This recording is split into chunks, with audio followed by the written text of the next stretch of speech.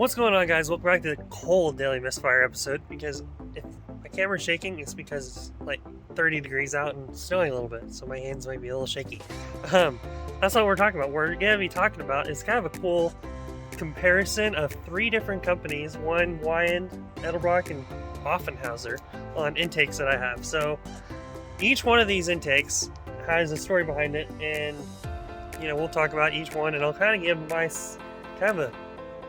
I don't know much of a technical, but more like you get to see the difference between these three. I feel like they're fairly similar ranking. The Weiand might be a little bit higher level, like RPM wise, but the Edelbrock and the Offenhauser are very, I think, similar in comparison.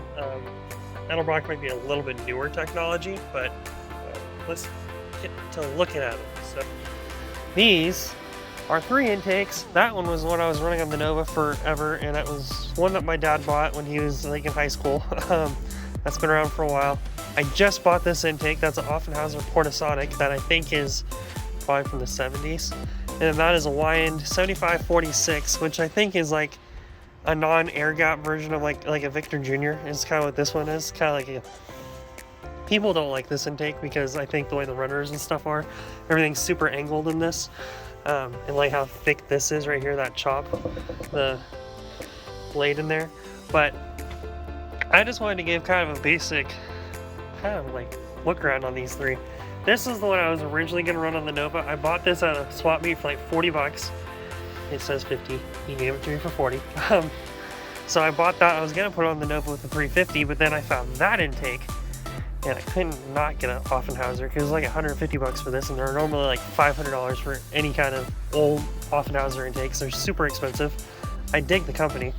The guy that probably made this is still making Offenhauser intakes because they're all handmade and down in SoCal. This is a Port-O-Sonic, which is their version of a Torker. So this is a Torker II that my dad bought in the late 90s, I think. He ran on his Nova forever. His buddy ran it. This has been a very reliable intake for a lot of people. I think it's gone like 1190s for us. But yeah, so this intake we know about. But if you can kind of see, I'm going to run this one for sure. But if you can kind of look, the plenum looks a little bit taller on the Offenhauser versus the Edelbrock. So I'm like, this could actually have more flow. And when you look at it, the runners in the middle, you can see their casting is actually like a lot nicer, so you can kind of see in the middle. I don't know if the camera's gonna pick it up, but the middle floor of the intake kind of rises up a little bit, and then it runs through that way. And the way the angle is on here, these are actually like helping accelerate the air, I guess, more, versus how the Edelbrock is just a big huge square. So I don't know which one necessarily is better. I mean, it's just a big huge square, and then it runs out that way, and they run out that way.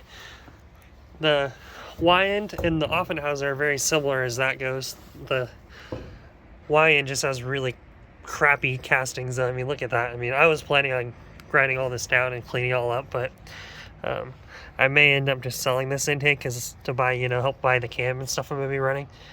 But that's kind of what that looks like. But then you can also look at it. The runners are a lot taller on this one compared to that one. It's probably about an inch difference right there. But this one is probably like an 80s, 90s intake. That's like, first made in like 1962, probably 65. Because this is, I think there's the Port-O-Sonic, then there's the Hypersonic, which is after this one, or Hyposonic or something, or Supersonic. That's their like Victor Jr., which is a little bit taller, kind of like this one. So if I had that intake, it'd probably be like that. I had a Victor Jr. for a minute, and I was gonna run that, but I got that one instead because I have a little bit of beef about Edelbrock, so I'm not going to get into that. But that's kind of what the history of my intakes that I have. Kind of cool. I don't know if you guys much will care about this, but what would you pick? There's that Edelbrock, the Offenhauser, or the Weiand. I feel like these two are better intakes. I know they're a little bit shorter, but these two are probably better intakes regardless, just the way that one's casted. The runners may be a little bit bigger, but just how thick that thing is, it's just super beefy versus these are super thin. And someone's probably cleaned these up in here too. I don't think anyone's messed with this intake. That's probably very much a stock Torker. They might have gasket matched the runners, but I guess that's another thing we can look at as the runners. So take whatever that is out.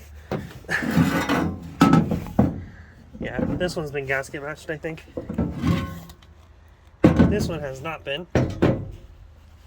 So I don't have a tape measure or anything out here, but you can see these, you can kind of see where the marking of the last gasket was on these. This one's been all cleaned. And then this one you can see where they've been kind of cleaned up a little bit on the edges. And then you can see right there how that one's been definitely cleaned up on the tops, which I've learned you don't need to do that. But so this one, I mean, you can see the direction, because that's the cool thing with yeah,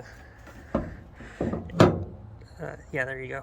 That's the cool thing with single planes, is you can see directly down the plenum and you can see where the air is going. And this one, I mean, they have to make a lot harder of a turn. So this one I can see is actually going to work better, just because the air doesn't have to turn nearly as hard. And see, I mean, you look down that and you can see air, versus what we just saw with this one, where it's a little bit harder. Yeah, you can kind of, there you can kind of see. I don't know if it's, but I don't know, it's just kind of interesting seeing the differences. And then this one you can see, yeah, that one's a lot bigger. So this one would probably work a lot better at RPM, because that's almost straight down. And that's just because of how tall that one is. But I don't know, it's just kind of a cool tech thing to kind of see differences in intakes. Which one would you guys pick? This one, I'm gonna roll with this one just because I like the Offenhauser intakes. I think they're pretty rad looking, and for what I'm doing, the car is never gonna see over 6,500, if ever. It might see, you know, 62 every once in a while, but I'm planning to shift to like 55.6 and just roll. So that's kind of the plan. So comment below, which one would you pick and why? And we'll have a good old-fashioned hootenanny down there in the comments. So be sure to like and subscribe, and I'll see you guys later.